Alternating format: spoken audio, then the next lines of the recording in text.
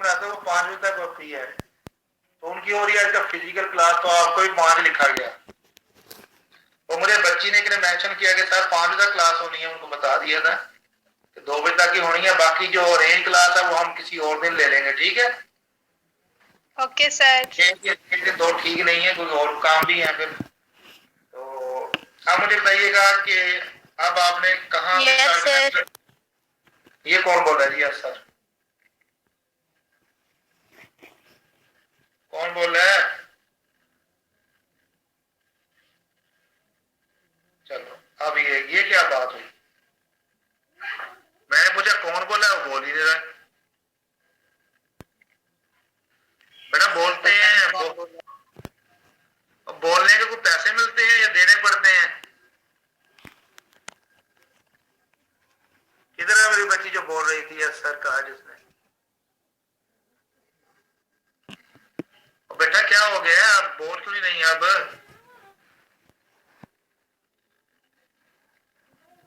बोलना चाहिए। अभी आपकी फिजिकल क्लास होती ना फिर मैं बुलवा लेता। अब मुझे बताया, मुझे क्या पता कौन सी बच्ची थी। बोलने से कॉन्फिडेंस आता है, ठीक है बेटा, बोलना चाहिए। मैं तो बाकी सब बच्चों को कहता हूँ कि जब बोले तो सारे बोला करें, लेकिन 1 by 1 को यहाँ पे फिर वो ऐसे होता है जैसे लड़ाई हो रही है। तो मुझे बताया कहाँ से पढ़ना आज आपने? सर चैप्टर 10 शुरू किया। चैप्टर नंबर 6 को कार्य करना है हमने, उसकी एक्सरसाइज करनी है ना? सर चैप्टर नंबर 10 किया हुआ है, 10.9 करना है आज। जी जी एक्सरसाइज भी तो करनी थी ना। ये एक्सरसाइज करनी है। ये देखा आप सारे बोलने लग गए, ये होती है बात, इस तरह बोला करें। हैं आपको किसी ने जुर्माना करना है? अभी है ना यस सर, वो बच्ची की तो जिसने पहले यस सर कहा था वो बताए, वो क्यों नहीं बोल रही? वो मुझसे नाराज हो गई है? चलो जी मर्जी है, मैं तो कुछ नहीं कह रहा, मैं तो आपको कह रहा हूं कि आप बोले। चले वो भी चैप्टर मैंने शुरू किया हुआ, मैंने जहां तक रेगुलर को पढ़ाया ना मैंने वहीं तक आपको पढ़ाना है। तो इसमें ये जो फर्स्ट मेरा क्वेश्चन है, इसमें 2 सर्कल दिए हुए हैं, दोनों सर्कल जो है वो कोसेंट्रिक सर्कल है। तो इसमें कोसेंट्रिक सर्कल जो है वो क्या क्या होते हैं? पहला क्वेश्चन तो ये है, जो कोसेंट्रिक सर्कल है वो क्या होते हैं? ऐसे सर्कल जिनका सेंटर सेम हो उनको हम कोसेंट्रिक सर्कल कहते हैं, ठीक है बेटा, पता है ना इसका? तो yes, अब यहाँ पे जो 2 कोसेंट्रिक सर्कल हैं C1 और C2, ये बताना है कि ये दोनों जो है इक्विपोटेंट होते हैं। पहले तो मुझे ये बता।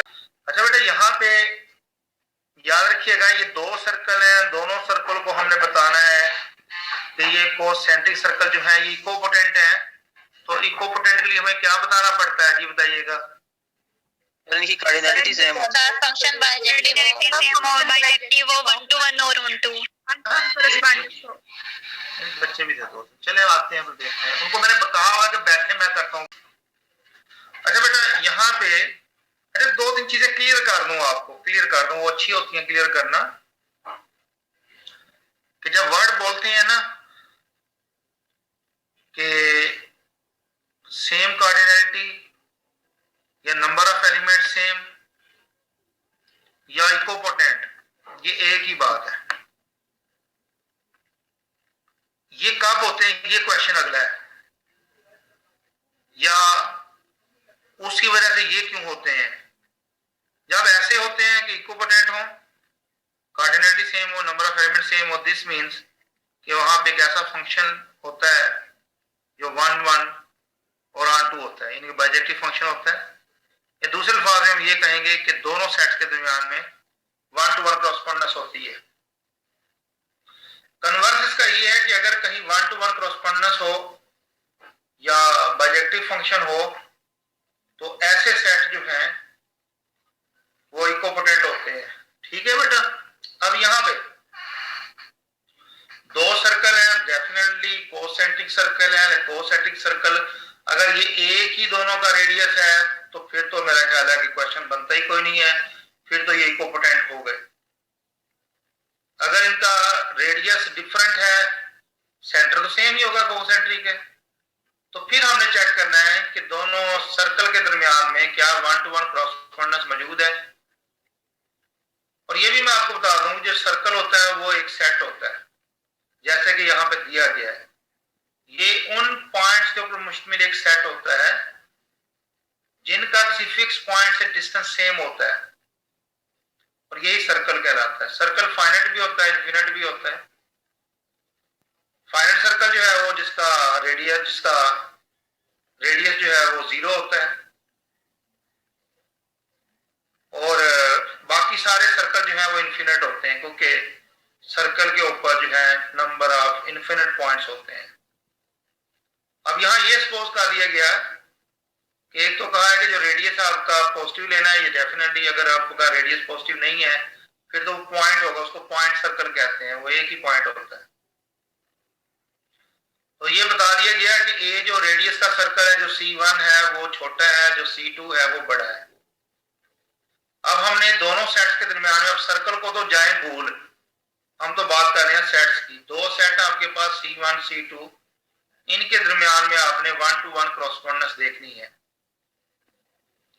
अब क्रॉसपोंडेंस के लिए हमें एक फंक्शन देखना पड़ेगा, उस फंक्शन को डिफाइन करना पड़ेगा कुछ इस तरह से कि वो फंक्शन जो है वो 1-1 और ऑन-टू बन जाए। हमने लिया फंक्शन f जो कि C2 से C1 में है, यानी कि बड़े सर्कल से छोटे सर्कल में है। C2 इसकी डोमेन है और C1 इसकी को डोमेन है। तो अब हम इसको अगर डायग्राम से देखें, बड़े अच्छे तरीके से बता दी हुई है बात कि एक पॉइंट आपने C2 के ऊपर लिया हुआ है x डोमेन का पॉइंट है। ये x वो नहीं है जो xy लिखा हुआ है, ये वो x नहीं है, इसको वैसे कोई x कह दें, वैसे इसको x1 कह दें, चलिए x1 कह दें। जब x1 के ऊपर x1 किसका पॉइंट है, C2 का एलिमेंट है, इसके ऊपर जब f अप्लाई किया तो वो बन गया fx1 बन गया, और fx1 किसका पॉइंट है, किसका एलिमेंट है, वो है C1 का एलिमेंट। तो वो क्या है, वो बेसिकली जो रेडियस आपका गुजर रहा है C1 से C2 की तरफ, वो जो पॉइंट है जहां पे वो रेडियस गुजर रहा है C2 का, वो x1 की वजह से जो आंसर आ रहा है वो उसका क्या है, fx जो है वो उसका पॉइंट ऑफ इंटरसेक्शन है। वो कह रहे हैं late x belongs to C2, consider the function from C2 to C1 where fx is the point of intersection। ये fx क्या है, पॉइंट ऑफ इंटरसेक्शन किस किस का, of the radius from the centre of C2, यानी कि जो C2 और C1 का जो सेंटर है ना, वहां से जो रेडियस है जहां से गुजर रहा है, जिस पॉइंट में से C1 के पॉइंट में से, उसका जो इंटरसेक्शन, उसको हम fx कहेंगे, या fx1 मैंने कहा यहाँ पे। तो यहाँ इस डायग्राम से वाज़ेह हो गया कि आप जैसे जैसे C2 के ऊपर पॉइंट लेते जाएंगे, x1 लेंगे तो उसके ऊपर fx1 आ जाएगा, C2 लेंगे तो उसके ऊपर x2 लेंगे तो fx2 आ जाएगा, x3 लेंगे तो fx3 लेंगे आ जाएगा। यानी कि हर पॉइंट के ऊपर, हर पॉइंट पे x की जो वैल्यूज ले रहे हैं उसके डिफरेंट इमेजेस आ रहे हैं, यानी कि हर दो डिफरेंट वैल्यूज के ऊपर दो डिफरेंट इमेज आ रहे हैं। ठीक हो गया बेटा? तो लिहाजा अगर डिफरेंट वैल्यूज के ऊपर डिफरेंट इमेजेस आए तो ऐसे फंक्शन 1-1 होता है, और ऑन-टू इसलिए होता है कि C2 सारे का सारा जो को डोमेन है वो रेंज बन जाएगा। तो लिहाजा f जो है वो बाइजेक्टिव फंक्शन है, इनके दरमियान 1-to-1 क्रॉसपोंडेंस है। तो वो जो है हमारे पास इक्विपोटेंट। जी बेटा, क्लियर होगी ये बात? Yes sir. मेरे बच्चे बहुत अच्छे, बहुत अच्छे। इतना ज्यादा कोई मुश्किल काम नहीं है, इजी काम है, सिर्फ चीजों को समझ लें बस। ये आपने हर क्वेश्चन के अंदर यही काम करना है कि 1-to-1 क्रॉसपोंडेंस बता देनी है। आपने पता क्या है, असल मसला है वहां पे f को डिफाइन करना, वो फंक्शन को डिफाइन करना कि भाई ये फंक्शन है, ये डोमेन है इसकी, ये को डोमेन है। जब को डोमेन रेंज बन जाए और डिफरेंट वैल्यूज के ऊपर डिफरेंट इमेजेस आते जाएं यानी कि दो डिफरेंट एक्स की वैल्यूज का जो आंसर है वो डिफरेंट एफ एक्स आ जाए, तो उस फंक्शन को हम कहते हैं जी ये बाइजेक्टिव है, तो 1 to 1 क्रॉसपोंडेंस मौजूद है, तो इसकी वजह से वो जो सेट होंगे वो इक्विपोटेंट होंगे। लाइट इधर हमारी चली गई है, अब देखते हैं कि ये नेट ही ना बंद हो जाए, देख लेते हैं। अच्छा बेटा, अब यहाँ पे अगला क्वेश्चन है, उसमें तो उसने 3 क्वेश्चन दिए हुए हैं, हम एक करेंगे तो तीनों हो जाएंगे, डोंट वरी, कोई मुश्किल काम नहीं है। ये उसने एक क्लोज इंटरवल है जिसको यूनिट इंटरवल कहते हैं और एक ओपन है उसी का ही, तो वो कहते हैं जिनके दरमियान में बताओ दो सेट है ना, बेसिकली इंटरवल से मुराद दो सेट है, दोनों सेट्स के दरमियान में बेटा आपने 1 to 1 क्रॉसपोंडेंस बतानी है, यानी कि इक्विपोटेंट बताने हैं। तो फिर क्या करना पड़ेगा, उसके लिए एक फंक्शन को डिफाइन करना पड़ेगा। फंक्शन डिफाइन करना ही सबसे बड़ी बात है। उसने बड़ा खूबसूरत तरीके से ये डिफाइन किया। मैं अगर आपको टैब से बताऊं तो मेरा ख्याल है बहुत जबरदस्त चीज बनेगी।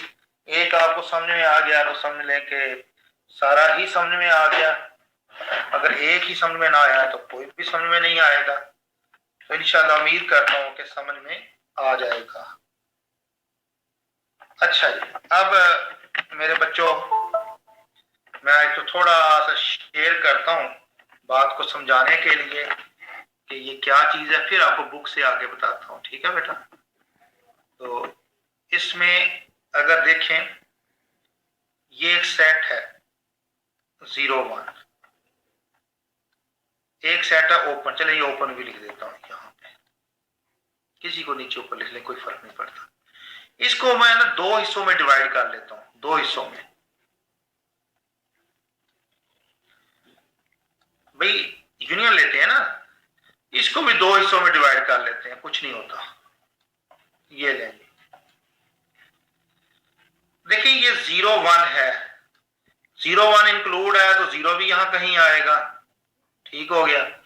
यहां कहीं 1 भी आएगा, वो क्लोज है ना, तो 0 1 तो आएगा। इसके दरमियान वाले सारे ही आएंगे। दरमियान वाले क्या होगा, इसमें 1/2 होगा, 1/3 होगा, 1/4 होगा एंड सो ऑन। यानी कि वो ये मैं वो लिख रहा हूं जिनके दरमियान में गैप है, जिनके दरमियान में गैप है।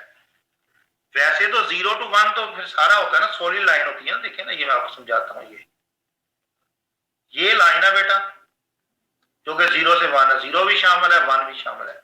इससे मैंने ना गैप वाले पॉइंट ले लिए, 0 गैप के बाद मैंने 1/2 ले लिया, कहीं 1/3 ले लिया, कहीं 1/4। ये गैप आपको नजर आ रही है जहां आपका एलिमेंट जंप कर रहा है, ठीक है। वैसे तो इसमें तो पॉइंट जो है वो हर पॉइंट के बाद अगला एक पॉइंट स्टार्ट हो जाता है। इसमें देखिए 0 और 1 इंक्लूड नहीं है, तो ये कहां क्या क्या इसके एलिमेंट कैसे होंगे, 1/2, 1/3, 1/4, 1/5 एंड सो ऑन। अच्छा, इसके अलावा जो ये मैंने अभी डॉट लगाए हैं ना, इसके ऊपर 0 और 1 के दरमियान में जो डॉट लगे हैं वो बेसिकली वो यही है, 1/2, 1/3, 1/4 एंड सो ऑन। अब इसके दरमियान में भी तो एलिमेंट पड़े हुए हैं, वो सारे जो बाकी बचे उनको मैंने ए कह दिया। इसी तरह इसमें जो बाकी बचे उसको मैंने ए कह दिया। अगर मैं एक फंक्शन डिफाइन करूं, ठीक है, अगर मैं एक फंक्शन जो है वो डिफाइन करता हूं, तो उस फंक्शन में वो जो फंक्शन ले रहा हूं वो मैं इस सेट से, ठीक है, जो क्लोज इंटरवल वाले ना उससे ओपन वाले में जा रहा हूं। अब मुझे बताना ये है कि जो फंक्शन एफ है ये 1 1 भी और ऑन 2 भी है, इन्हीं के इन दोनों के दरमियान में 1 to 1 क्रॉसपोंडेंस मौजूद है, ये बाइजेक्टिव फंक्शन है। तो इसका मतलब इसमें से जो देखा कि ये भी ए है ये भी ए है, तो इसका मतलब ये होगा कि इनके दरमियान तो 1 to 1 क्रॉसपोंडेंस ऑटोमेटिकली होगी। ये ए जो है उन एलिमेंट्स का सेट है जो इनके अलावा है, 1/2, 1/3, 1/4 इनके अलावा है, ये उनका सेट है। तो डेफिनेटली ये भी यहां भी वही होगा। अब अगर आप दोनों को मिला देंगे तो ये बन जाएगा 0 1 और नीचे 0 1 ओपन बन जाएगा। इसका मतलब है कि आप ये फंक्शन एफ जो है ए के इक्वल है। इसका मतलब है कि इनके दरमियान में, अगर मैं इनके दरमियान में एफ लेता हूं तो ये तो बेटा वही आ जाएगा। इसमें इनके दरमियान 1 to 1 क्रॉसपोंडेंस मौजूद है, यानी कि अगर मैं कोई एक्स ए का एलिमेंट लूं ए, तो डेफिनेटली किसके इक्वल आ जाएगा, ए के इक्वल ही आएगा। ये तो इनके दरमियान तो 1 to 1 क्रॉसपोंडेंस हो गई है। हमारा मसला कहाँ है? हमारा मसला ये है, यहां भी आपको नजर आ रहा है ऊपर वाला काउंटिंग सेट है, ये भी काउंटिंग सेट है। फर्स्ट करें जीरो का इमेज जो आ रहा है, जीरो का इमेज आ रहा है 1/2 आ गया फॉर एग्जांपल, 1 का इमेज जो है 1/3 आ गया, 1/2 का इमेज जो है वो 1/4 आ गया, 1/3 का इमेज जो है 1/5 आ गया, सो यानी कि हर वैल्यू का इमेज मौजूद है और हर दो डिफरेंट वैल्यूज का डिफरेंट इमेजेस मौजूद है। तो ये तो ऑटोमेटिकली पता चल गया कि this function f is 1 to 1 and onto. अब उसने क्या किया, उसने फंक्शन को, देखिए ये तो इजी था, ये तो मैंने डिफाइन कर दिया सेम वैल्यू के लिए, ये या बेशक इसको ये भी कह सकते हो कि n कर लो, f of n is equal to n। और ये वाले जीरो के लिए क्या आ रहा है, जीरो के लिए हमारे पास आंसर जो है वो 1/2 आ रहा है, और 1 के लिए 1/3 आ रहा है, 1/2 के लिए 1/4 आ रहा है। वो कैसे, वो आप जाके बुक से देखते हैं कि उन्होंने क्या फंक्शन डिफाइन किया है। देखिए यहां पर उसने फंक्शन डिफाइन कर दिया, देखिए ये आपको नजर आ रहा है। एक तो मैंने एक्स वाला आपको बता दिया, और बाकी ये देखिए वो कहते हैं जब आप ना एक्स को 0 ले लें तो आपका आंसर 1/2 आएगा। देखिए ना ये 0 पे आंसर क्या आ रहा है 1/2, यहां देखें जब 0 पुट करेंगे तो 1/2 आंसर आएगा, उसने क्या दिया है। और जब 1 लेंगे यहां 1 पुट करें, x की वैल्यू 1 पुट करें n की जगह पे 1, तो x इज इक्वल 1 आ जाएगा। यहां पे हमने 1 जब पुट करना है तो आपका आंसर क्या है, 1 बाई पुट करने के क्या होना चाहिए, 1/3 आंसर आना चाहिए, 1/3 जी। n को क्या पुट करना है 1, तो 1/3 हो गया। जब n को 2 पुट करेंगे तो क्या आंसर आएगा, 1/4 हो जाएगा, 1/4 जी। और ये जो x उसने लिया हुआ ना, ये x लिया उसके लिए जो कि हमारे पास a के एलिमेंट्स हैं, ये सबको वो जैसे जैसे आप x पुट करते जाएंगे आंसर आपका आता जाएगा। तो बड़ा वाज़ेह है कि दिस फंक्शन जो है वो 1/1 भी है और क्या है ऑन टू भी है, so these two sets are equipotent. तो इजी है, कोई मुश्किल नहीं है इसके अंदर। नेक्स्ट पे चलते हैं। अच्छा यहां देखिएगा उसने डायग्राम से कितना खूबसूरत बताया हुआ है। ये डायग्राम से मैंने आपको अभी बताया, ये वाला ये डायग्राम मैंने आपको अभी बताई है। नेक्स्ट है हमारे पास जी, यहां पे जैसे वहां था वैसे ही यहां पे है, दोनों में कोई मुश्किल नहीं है, लेकिन उसके लिए उसने एक फंक्शन डिफाइन कर दिया है। वो जरा फंक्शन आपने देखना है कि उससे कैसे आंसर आएंगे। ए बी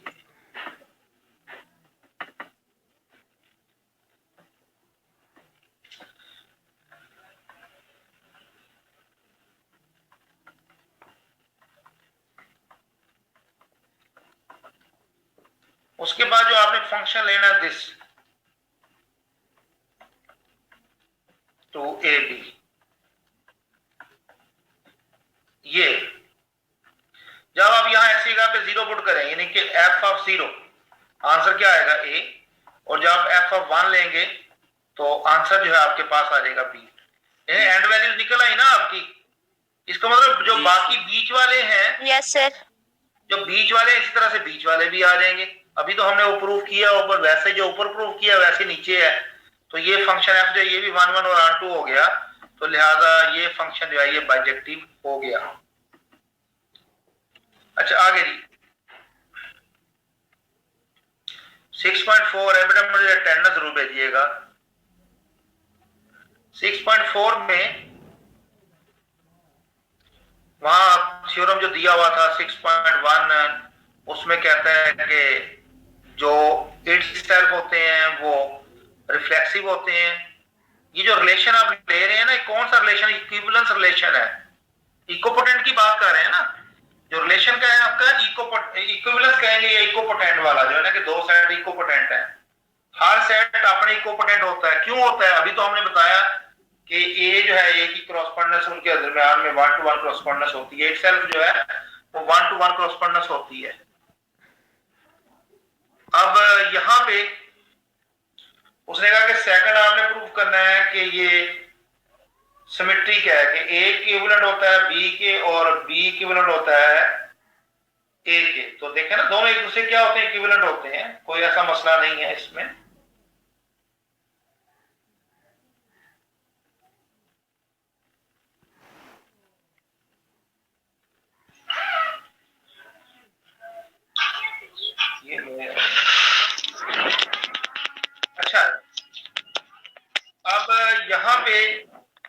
तीसरी प्रॉपर्टी है ट्रांसिटिव प्रॉपर्टी का। देखिए ना, अभी मैंने बताया कि ये जो आई ए है, आई क्या होता है, ये ऐसा फंक्शन है जो कि आइडेंटिटी फंक्शन है। तो आइडेंटिटी फंक्शन हमेशा क्या होता है, ये रिफ्लेक्सिव होगा। ये जो इक्विवेलेंट होगा वो रिफ्लेक्सिव होगा। और दूसरे में उसने कहा कि अगर एक फंक्शन ले लें आप जो कि ए से बी में हो, तो ये दोनों ए और बी क्या है, दोनों सपोज करते हैं कि ए जो है वो बी से इक्विवेलेंस है, यानी कि ए और बी को इक्विपोटेंट है। तो डेफिनेटली वहां एक बाइजेक्टिव फंक्शन होगा जो कि ए से बी में होगा। अगर बेटा इक्विपोटेंट होते हैं तो वो क्या होता है, बाइजेक्टिव फंक्शन होता है ना के दरमियान में। तो बाइजेक्टिव ऐसा फंक्शन होता है जिसका इनवर्स भी एग्जिस्ट करता है। Yes sir. इसका मतलब है कि एफ जो है वो इनवर्स भी रखेगा, यानी कि वहां पे एफ इनवर्स होगा जो कि बी से ए में होगा। अगर बी से ए में होगा तो इनवर्स होगा, तो वो क्या है, वो भी बाइजेक्टिव है। तो इसका मतलब ये है कि अगर ए बी के साथ इक्विपोटेंट है तो बी ए से इक्विपोटेंट होगा। इसी तरह से तीसरा हमारे पास जो है वो है हमारे पास ट्रांसिटिव प्रॉपर्टी। ट्रांसिटिव प्रॉपर्टी जो है वो ये है कि अगर कोई ए से बी में फंक्शन एफ ले और वो ए और बी इक्विपोटेंट हो तो एफ बाइजेक्टिव होगा। फिर एक फंक्शन बी से सी में ले, बी और सी दोनों बताया हुआ उसने कि बी और सी इक्विपोटेंट है, तो वहां पे जो जी होगा फंक्शन वो इक्विपोटेंट होगा। ठीक है बेटा, वो इक्विपोटेंट फंक्शन होगा। जी सर। Yes sir. और फिर इसका मतलब ये हो गया कि एफ भी बाइजेक्टिव है, जी भी बाइजेक्टिव है। तो अगर हम इनकी कंपोजिशन लें तो बताएं क्या होगा जी। बाइजेक्टिव होगा सर। ये कंपोजिशन जो है इनकी वो भी बाइजेक्टिव होगी। पहले भी मैं आपको ये बात बता चुका हूं। जी सर। वो भी बाइजेक्टिव होगी। जी बेटा, क्लियर होगी बात? Yes sir. तो फिर इसका मतलब ये हो गया कि वहां जो बाइजेक्टिव होगी तो फिर ए जो है वो सी के क्या बांधेगा, इक्विपोटेंट हो जाएगा। इक्विपोटेंट। जी मेरे बच्चे कितने समझदार हैं, बात तो गई बात। क्लियर हो गई बात? जी सर। Yes sir. मुश्किल तो नहीं है? No sir. No sir. बिल्कुल ठीक है, बिल्कुल ठीक है। अगर प्रॉब्लम नहीं है तो ठीक है। आगे हमारे पास ये बड़ा ही इंपॉर्टेंट थ्योरम है, पहले बता दूं। अगर एक इनमें से समझ गए ना बेटा, अजान जरा सुन ले। जी बेटा, ये जो क्वेश्चन है मैं आपसे बात कर रहा हूं,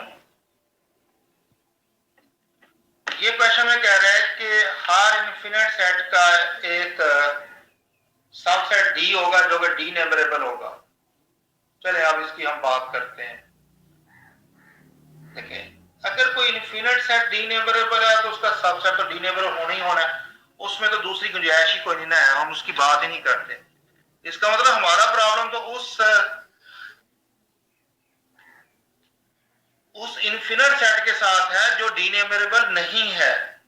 देखिए ना, मैं बात कर रहा हूं जैसे सेट ऑफ पॉजिटिव इंटीजर है, सेट ऑफ रैशनल नंबर है, ये ऐसे सेट है जो डी नेबरेबल है, जो काउंटेबल है और इनफिनिट भी है। तो मुझे बताएं बेटा, जब ऑब्जेक्टिव है तो दोनों सेट जो है वो इक्विपोटेंट हो जाएंगे। बड़ा आसान काम है। फिर इसमें इस चैप्टर में इंपॉर्टेंट बात थी कि वो काउंटेबल किसको कहते हैं और डी नेबरेबल किसको कहते हैं, फाइनाइट किसको कहते हैं, इनफिनिट किसको कहते हैं, ये भी बातें क्लियर हो गई।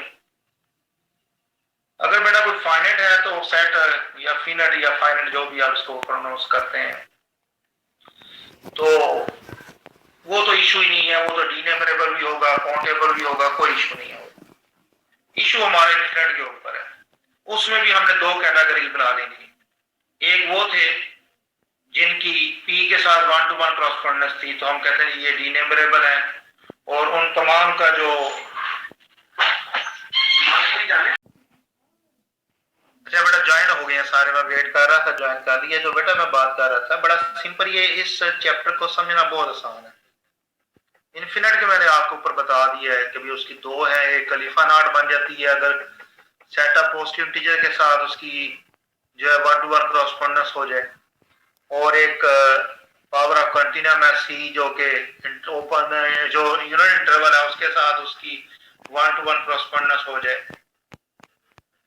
अब यहाँ पे जो थ्योरम है बेटा वो ये है कि कोई इन्फिनिट सेट है, कोई इन्फिनिट सेट है, तो इनफाइनाइट सेट जो है ए उसने कहा है कहते जी उसमें कोई एक सबसेट जरूर होगा जो कि डी न्यूमेरेबल होगा। उसने कहा कि वो डी है। बट हम सिंपल एक बात कर लेते हैं, चले हम एक बात करते हैं, हम एक ऐसा देखिए, पहले मैंने बात की कि अगर कोई इन्फिनिट सेट जो है वो डी न्यूमेरेबल है तो उसका सबसेट भी डी न्यूमेरेबल होगा, ये पहले भी हम पढ़ चुके हैं। हम उसकी बात नहीं करते, हम यहाँ सिर्फ किस चीज की बात करेंगे जो नॉन डी न्यूमेरेबल, जैसे यूनिट इंटरवल पहले कर लेते हैं। यूनिट इंटरवल जो है नॉन डी न्यूमेरेबल, उसका हमने आगे जाके प्रूव भी करना है। उसका हम एक सबसेट ले लेते हैं, मैं एक जनरल बात कर रहा हूँ, उसके बाद हम थ्योरम करेंगे ना, एक जनरल बात करने लगा हूं आपसे। तो उसका फॉर एग्जाम्पल मैंने एक बात की है कि उसको अगर हम ये ले लें कि ये आई जो है वो 0 1 है, इसका एक सबसेट ले लें भाई, इसका सबसेट अभी अभी मैंने थोड़ी देर पहले बताया, वो भी तो सबसेट है ना जिसमें 0 1 1/2 1/3 1/4 1/5 आ रहा था ना। तो वो देखिए वो सारा वो क्या है, डी न्यूमेरेबल सेट है, वो काउंटेबल है। इसका मतलब हमने एग्जांपल तो ले ली है, एग्जांपल तो हमने अभी पढ़ी है, लेकिन हम उसको जनरली इसको देखते हैं कैसे, इसलिए हमें एक चॉइस फंक्शन की जरूरत पड़ेगी। देखो उसने जो इसका प्रूफ किया है बड़ा अच्छा प्रूफ किया है, चॉइस फंक्शन के साथ इसका प्रूफ किया है। अब चॉइस फंक्शन आपको पता है क्या होता है कि अगर किसी एफ को किसी सेट के ऊपर अप्लाई करें और जो उसका आंसर आए वो एलिमेंट जो है उसी सेट को बिलोंग करना चाहिए। जैसे F of A is equal to A1 लिखा हुआ है ना, तो ये A1 है ना, ये ए को बिलोंग करना चाहिए। और जैसे F of A difference A1 लिखा हुआ है, A2 आया है, तो A2 जो है इस सेट को बिलोंग करना चाहिए। वो होता है चॉइस फंक्शन। मैंने आपको बताया 126 किस पेज के ऊपर है, जरा आपने उसको देख लेना बड़े अच्छे तरीके से। अब उसने क्या किया, उसने जो सेट है ना उसका एक पावर सेट बना दिया। पावर सेट तो आपको पता है कैसे बनता है, जो ए के सबसेट्स हैं उनकी कलेक्शन ले लें, उनका सेट बना दें तो पावर सेट बन जाता है। अब उसने फंक्शन डिफाइन कर लिया है, पावर सेट ऑफ ए से ए में एक फंक्शन लिया है, उसको उसने कहा कि ये हमने कैसा फंक्शन डिफाइन किया जो चॉइस फंक्शन है। और ये जरा ध्यान में रखना है आपने कि जो फंक्शन एफ ले रहे हैं ना किससे, पावर सेट ऑफ ए से ए में, तो वो चॉइस फंक्शन होना चाहिए। ये बात ख्याल रखना है, ये आपको तब समझ आएगी जब आप एक सेट ए लेंगे ना, ए बी सी एलिमेंट्स लेके उसके, और उसके बाद फिर आप उसका पावर सेट लें, फिर उसके ऊपर आप एफ को अप्लाई करें, जो आंसर आए वो उस ए का हिस्सा हो। एक फाइंड सेट लेके चेक कर लीजिएगा, तो वो आपने एक चॉइस फंक्शन लेना है, वो नीचे बताया हुआ है। तो उसके लिए उसने कहा कि भाई जो चॉइस फंक्शन आपने लेना है ना एफ, वो आपके जो है वो एक सीक्वेंस की तरह आएंगे, उसके एलिमेंट्स ऐसे होंगे, A1 होगा एफ ऑफ ए के इक्वल, और A2 होगा F of A difference single set having element A1, और A3 is equal to F of A difference the set having two elements A1 and A2 and so on। और last में उसने generalise कर दिया an के बाद क्या आएगा, an प्लस 1 आ जाएगा, ठीक है। अब अगर यहाँ देखें इसमें, या आपने जो डिफाइन किया है उसी की बात कर रहा हूं, since a is infinite, a जो इनफाइनाइट है तो a difference is not empty. Definitely अगर उसमें से कोई एलिमेंट चांस निकाल भी देंगे, ये कौन से एलिमेंट निकालने हैं आपने, ये वो हैं जो चॉइस फंक्शन के एलिमेंट्स हैं। वो अगर आप उसमें से निकाल भी दें, चंद एलिमेंट्स अगर निकाल भी देंगे, तो जो बाकी होगा वो एम्प्टी नहीं रहेगा, एम्प्टी हो ही नहीं सकता, उसमें कोई ना कोई एलिमेंट जरूर रहेंगे, क्योंकि वो इनफाइनाइट सेट है। इस वजह से आप फाइनाइट सेट को बीच में से माइनस कर रहे हो, तो इनफाइनाइट सेट जो है उसमें से निकालेंगे तो लाजमी बात है वो एम्प्टी नहीं होगा। For every n belongs to P। Furthermore, since f is a choice function, तो अगर चॉइस फंक्शन है तो ए एन जो है वो इक्वल नहीं होगा ए आई के, और आई आपका क्या होगा, फॉर एग्जाम्पल अगर आपने लिया हुआ है ना आई को 1, तो ए जो एन होगा वो ए 2 हो जाएगा या ए 3 हो जाएगा। अगर ए आई की जगह आप 2 लेंगे तो ए जो एन जो है वो 3 हो जाएगा, यानी कि वो डिफरेंट वैल्यूज आएंगी, सेम नहीं आएंगी, डिफरेंट वैल्यूज आएंगी, वो चॉइस फंक्शन है। तो कहते हैं thus d a n are distinct therefore d is equal। अब यहां से साबित हुआ कि जो d के आपने एलिमेंट्स लिए हैं, d के एलिमेंट्स आपने वो लिए हैं कि जो चॉइस फंक्शन में के एलिमेंट्स थे, तो वो आपने लिए a1 a2 a3। तो ये d जो है अगर देखें ये क्या हो जाएगा, d नेबरेबल हो जाएगा सबसेट ऑफ a, क्योंकि डी के एलिमेंट बड़े वादे एलिमेंट्स हैं। ऊपर से आपको फंक्शन भी बता रहा है कि जो फंक्शन है जब डिफाइन किया आपने चॉइस फंक्शन को, वो नीचे बताया उसने चॉइस फंक्शन के मुताबिक वो कह रहा है कि essentially the choice function f chooses an element a1 belongs to a, then chooses an element a2 from the elements which remain in a, since a is infinite the set of elements which remain in a is non-empty। यहाँ बेटा वो ये कह रहा है कि अगर आपने एक एलिमेंट चूज किया है ना ए में से, तो जो a2 होगा वो बाकी में होगा, जो बाकी एक एलिमेंट होंगे उनमें से लेना आपने a2 को, क्योंकि a1 और a2 क्या है, दोनों डिफरेंट एलिमेंट्स हैं। तो ऊपर तो थ्योरम तो खत्म हो गया था, ये तो नीचे सिर्फ उसने एक्सप्लेन कर रहा है कि आपने एलिमेंट्स कैसे लिए हैं। ये बेटा यहां किसी ने कोई बात पूछनी है तो पूछ ले जी। अरे ये इजी है, ये आप कर लेना, कम्यूटेटिव एसोसिएटिव लॉज हैं, इनको देख लेना, ये इंशाल्लाह हो जाएंगे, कोई इशू नहीं है। ये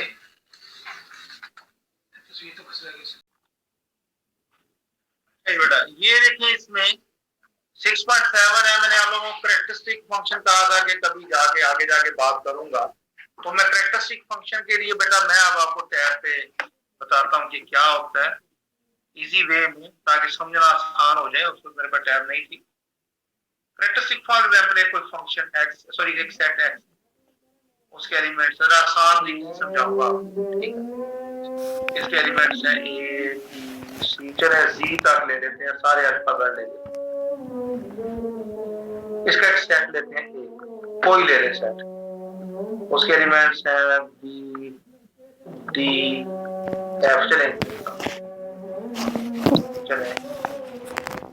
आपकी खुशी के लिए ई भी ले लेता हूँ, चले आप खुशी के लिए लेना ना मैं।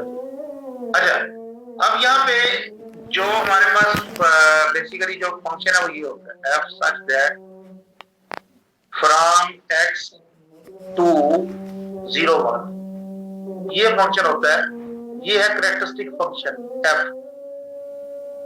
ये कब होगा ये देखिएगा, इसको ये काई, इसको काई कहते हैं। ए बता रहा है कि सेट ए के ऊपर आप ले रहे हैं इसको, ठीक है। अब यहां देखिएगा इसके जो एलिमेंट्स आएंगे, या उसका आंसर आएगा 1 या उसका आंसर आएगा 0। 1 उस वक्त आएगा जब आपका जो x है वो बिलोंग करेगा a को, और 0 उस वक्त आएगा जो x जो है वो a को बिलोंग नहीं करेगा। अब देखते हैं कि इसके एलिमेंट्स कौन कौन से हैं। इसके एलिमेंट्स चेक करते हैं कि इसके एलिमेंट्स कौन कौन से होंगे, जिसके ऊपर 0 आता है, जिसके ऊपर 1 आता है। जी मैं पूछता हूं आपसे कि अगर ये हो b ले लें, यहाँ पे b ले लें कि अगर f को आप चले a के ऊपर अप्लाई करें तो आंसर क्या आएगा, जल्दी बताएं जी। 1 क्यों, f को b पे अप्लाई करें तो क्या आएगा, क्योंकि वो x से बिलोंग कर रहा है। भाई आपने देखना है कि ये जो आप ले आंसर आपका 0 या 1 आएगा। मुझे बताएं a जो है ये कैपिटल A को बिलोंग कर रहा है, सर 0 होगा। 0 सर 0 है, 0 होगा। 1 b किसकी को सर 1 1 0 0 0 और b 1 1 1 1 1 1 1 1 1 एफ ऑफ जी 0 0 ये बड़ा क्लियर होगी बात। yes sir आंसर आपके या 1 आना है या 0 आना, ये है कैरेक्टरिस्टिक फंक्शन।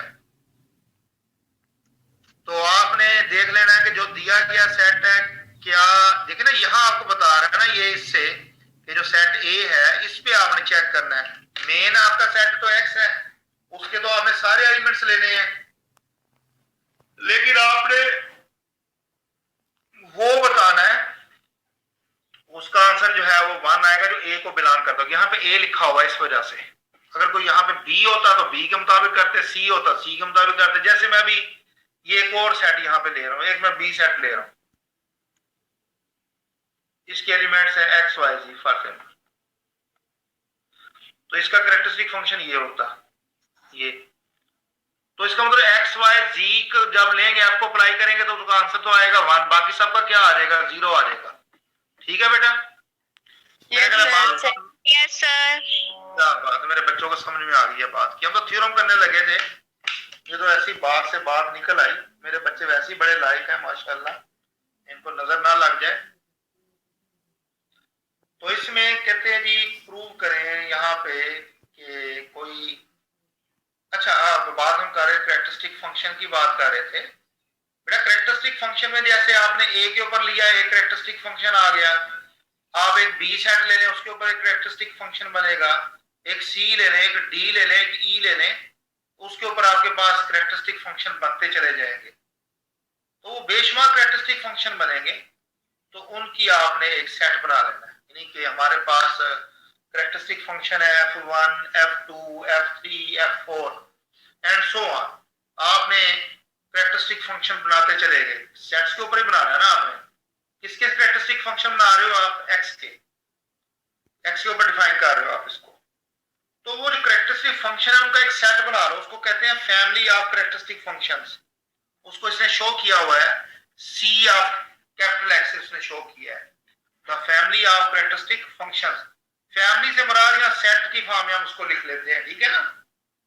इसको क्लास ऑफ कैरेक्टरिस्टिक फंक्शंस भी कहते हैं, फैमिली ऑफ कहते हैं, या सेट ऑफ कैरेक्टरिस्टिक फंक्शंस भी कह रहे हैं आप इसको।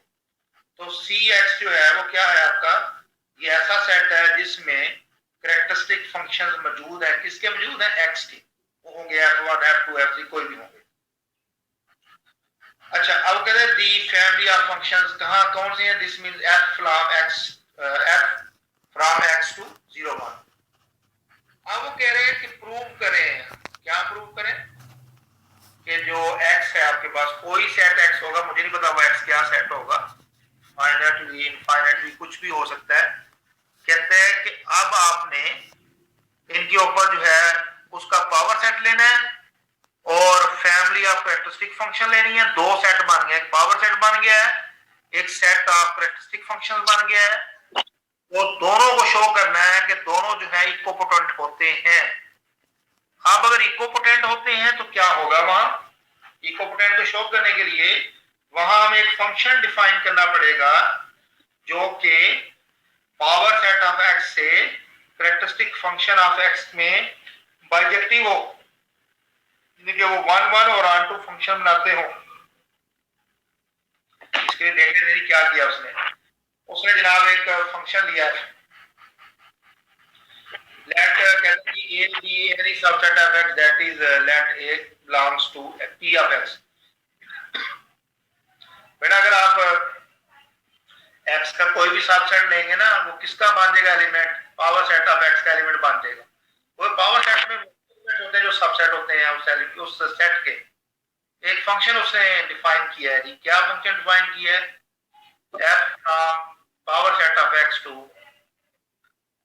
family of characteristic functions of x defined by this। किस तरह डिफाइन किया है कि f of a is equal to chi a आ गया, ठीक है ना। f of a is equal to chi a। अगर हम यहाँ पे a की जगह b ले लेंगे तो chi b बन जाएगा, c ले लेंगे तो chi c बन जाएगा, d ले लेंगे तो chi d बन जाएगा। वो कहता है जी that is f maps each subset a of x into the characteristic function chi a of a relative to x। तो यहाँ पे वो कह रहा है, आगे इसमें ज्यादा डिटेल में जाए, उन्होंने तो ये कैरेक्टरिस्टिक फंक्शन को डिफाइन किया जो मैं बता चुका हूं आपको। हमारा मकसद यहाँ ये है कि आपने क्या करना है कि एक जो है ना एक्स का आपने एलिमेंट लेना है, उसके सेट सबसेट बनाने हैं, और आपने क्या करना है कि ए जो है एक एलिमेंट लिया जो कि आपने किस में से लिया, पी ऑफ एक्स में से लिया, और कहते हैं जब इसको उसके ऊपर मैप करेंगे सेट के ऊपर तो वो कहां चला जाएगा, 0 1 में चला जाएगा, कैरेक्टरिस्टिक फंक्शन मान देगा। वो क्या मान देगा, कैरेक्टरिस्टिक फंक्शन मान देगा। इसका मतलब है कि जितने भी सबसेट होंगे एक्स के, यानी कि जितने भी एलिमेंट्स होंगे पी ऑफ एक्स के, उन सब के ऊपर जब अप्लाई करेंगे तो ए होगा तो कैरेक्टरिस्टिक फंक्शन ए ऑफ ए मान देगा, बी होगा तो जी इकरा बेटा एक मिनट, तो कैरेक्टरिस्टिक ऑफ बी मान देगा। तो यहां से इसका मतलब है कि ये जो एफ है इसके हर दो वैल्यू के लिए दो डिफरेंट इमेज आएंगे, तो जो एफ है वो 1 1 भी हो जाएगा और R2 भी हो जाएगा, तो लिहाजा पावर सेट ऑफ एक्स जो है इक्विपोटेंट हो जाएगा कैरेक्टरिस्टिक फंक्शन ऑफ एक्स के। जी बेटा आप बताइएगा, मेरी बच्ची पूछ रही थी। जी सर जी मुझे पेज नहीं शो हो रहा था। ओ मेरे बच्चे, अब मैं क्या करूं, मुझे बताएं। अब शो हो रहा है? No sir. आपके बाकियों को शो हो रहा है? जी सर। Yes sir. बेटा आप डिस्कनेक्ट करके दोबारा ज्वाइन करें। अच्छा सर जी। नहीं तो मैं एक और कर देता हूँ, ये ले मैं फिर मेरा क्या जाता है, मैं आप भी मैंने कर दिया है, अब पता नहीं आपका हुआ है कि नहीं शो। मैं तो जैसे कहेंगे वैसे कर दूंगा, मेरा क्या जाता है, मैं तो आपके लिए बैठा हूँ बेटा यहाँ पे। चले जी 6.8 है, बड़ा सिंपल थ्योरम। एक बात तो वहां आप क्लियर होगी, पीछे हम जो पढ़ के हैं ना कि हर इन्फिनिट सेट का एक टी नेबरेबल सबसेट होता है, ये बात हमें याद रखनी, आगे जाके काम आएगी। वो कह रहा है कि कोई इन्फिनिट सेट है ए और कोई उसका सबसेट है जो कि एफ, वो है फाइनाइट सेट है, देखिए कोई सेट ए इनफाइनाइट है और उसका सबसेट फाइनाइट है, वो है एफ। वो कहता है कि ए में से इनफाइनाइट सेट में से अगर फाइनाइट सेट को डिफरेंस ले लें, जो बाकी बचे ए माइनस एफ कोई होगा ना, वो कोई आंसर आएगा। वो कहता है कि वो इक्विपोटेंट होगा किसके, अपने वो सेट ए के। एग्जांपल दी, हमने यहाँ पे एक जो है वो सेट लेते हैं, आसान सा सेट लेते हैं, बेशक वो उससे यहाँ ये नहीं लिखा हुआ कि वो डीनेबरेबल हो या नॉन डीनेबरेबल हो, वो लिखा ही नहीं है, और कोई भी हो। मैं डीनेबरेबल आसान वाला ले लेता हूँ, ठीक है ना, आसान वाला सेट ऑफ पॉजिटिविटी ये है, वो है 1 2 3 4 5 6 7 एंड सो ऑन। ये इनफाइनाइट सेट है। अगर मैं इसमें से कुछ एलिमेंट निकाल दूं, चलिए मैं निकाल देता हूँ, फाइनाइट निकालना है ना आपने, 1 2 3 10 तक निकाल दिए मैंने, फिर कहां से शुरू होगा वो 11 से, 11 12 13 14 सो ऑन। जो नया सेटअप बना है, वो जो नया सेट क्या बना है हमारा, ए डिफरेंस एफ वाला, वो क्या बना है, वो बना है 11 12 13 14। जो ओरिजिनल था वो क्या था, वो 1 2 3 4 5 था। क्या मुझे बताएं, ये 1 2 3 4 5 वाला सेट और 10 वाला 11 से स्टार्ट हो रहा है, क्या ये इनके दरमियान में 1 to 1 क्रॉसपेंडेंस होगी या नहीं होगी, ये बताइएगा। सर नहीं होगी। होगी सर। No sir. होगी सर। सर होगी। बेटा देखने अभी तक बात समझ में नहीं है आपको, अभी इतने दिनों में पढ़ते हो। और बेटा उसमें 10 एलिमेंट निकाल दिए तो क्या वो अभी जो इन्फिनिटी है वो सेट, तो क्या क्यों नहीं होगी उसके दरमियान, डेफिनेटली 1 to 1 क्रॉसपेंडेंस होगी। 1 का इमेज क्या आएगा, 11 आएगा, 2 का इमेज क्या आएगा, 12 आ जाएगा, 3 का इमेज क्या आ जाएगा, 13 आ जाएगा, सो ऑन चलता रहेगा कि नहीं चलता रहेगा सर। तो 1 to 1 क्रॉसपेंडेंस तो होगी उनके दरमियान में। जी सर होगा। तो ये मैंने आपको एग्जांपल से बता दिया कि इक्विपोटेंट होते हैं। अब हम इसको मैथमेटिकली देखते हैं, जनरली देखते हैं इसको क्या आता है। सपोज करिए कि आपने फाइनाइट सेट ले लिया, उसके एलिमेंट्स हैं A1 से A। अब आप ए में से निकाल दें, जाहिर बात है ए में से निकालेंगे, हमने वो बड़ा अच्छा उसने एक बड़ा खूबसूरत उसने लिया कि जी आप इस तरह करें, एक डी नेबरेबल सबसेट जो है ना डी वो चूज कर लें, ए का एक डी नेबरेबल सेट जो है ना वो चूज कर लें D, so that the first elements of D are the elements of F. यदि फर्स्ट n एलिमेंट्स है ना D के और F के, वो दोनों एक ही जैसे हैं, सेम है वो। अब उसने एक फंक्शन डिफाइन किया जो कि G फंक्शन है, कहां से कहां, A से A डिफरेंस F। हमने बेसिकली इन दोनों के दरमियान में बताना है कि ये इक्विपोटेंट है, A और A डिफरेंस F। कैसे डिफाइन किया है, वो किया है कि जब आप कोई किसी एलिमेंट ए के ऊपर जी को अप्लाई करें तो उसका आंसर ए ही आता है, लेकिन वो ए जो है वो डी को बिलोंग नहीं करना चाहिए। और इसी तरह से जब आप अप्लाई करेंगे ए के ऊपर तो आंसर ए के प्लस एन आ जाएगा। देखिए जब आप के की जगह पे 1 लगाते हैं तो क्या आंसर आएगा, वहां पे बाहर ए एन प्लस 1 आ जाएगा। 2 लगाएंगे तो ए एन प्लस 2 आ जाएगा। कोई इशू नहीं है, कोई मसला नहीं है, क्योंकि अगर ए जो है वो डी को बिलोंग करता है तो ये आंसर आ जाएगा। अदरवाइज अगर बिलोंग नहीं करता तो जी ऑफ ए जो है वो ए के इक्वल आ जाएगा। और तो यहाँ दरमियान क्या बन गया, 1 to 1 कॉरेस्पॉन्डेंस बन गई है। तो मैं जरा थोड़ा सा इसको ना इस टैब के ऊपर बताता हूँ कि यहाँ एक बात है वो बताने वाली है।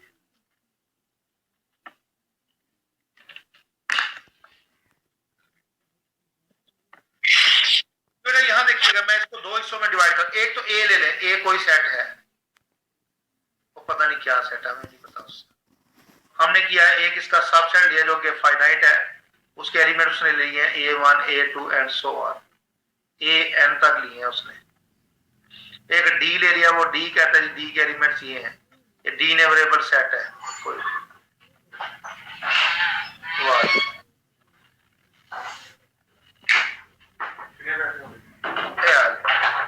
अब यहाँ पे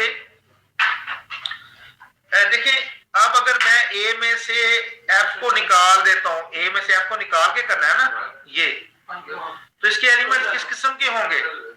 डेफिनेटली एक तो एलिमेंट उसके डी के होंगे, एक उसमें ए कोई स्टार आ जाएगा, मैं बताता हूँ स्टार क्या होगा। और उसमें से आपने क्या करना है, एफ तो आपने निकाल दिया है, जो आपका दूसरा ए होगा उसमें क्या क्या होगा, उसमें एक डी होगा और एक ए स्टार होगा, ठीक है। और इसमें से आपने जो ए माइनस एफ है ना, यहां से एफ को ये जो आंसर आया ना, ये डिफरेंस एफ भी करना है आपने, ये भी करना है। अब देखिए कि जब इनके दरम्यान में 1 to 1 क्रॉस कर लूंगा, ए का तो ए स्टार के साथ ये आंसर आ जाएगा, डी का डी के साथ आ जाएगा। डी में से आपने एलिमेंट निकाल दिए, वो निकालने के बाद क्या हुआ, ए स्टार का ए स्टार के साथ क्या हो जाएगा, ए के इक्वल आ जाएगा, ए स्टार को बिलोंग करता है ये। और जो बाकी है ना, जब आप इसको लिखेंगे ए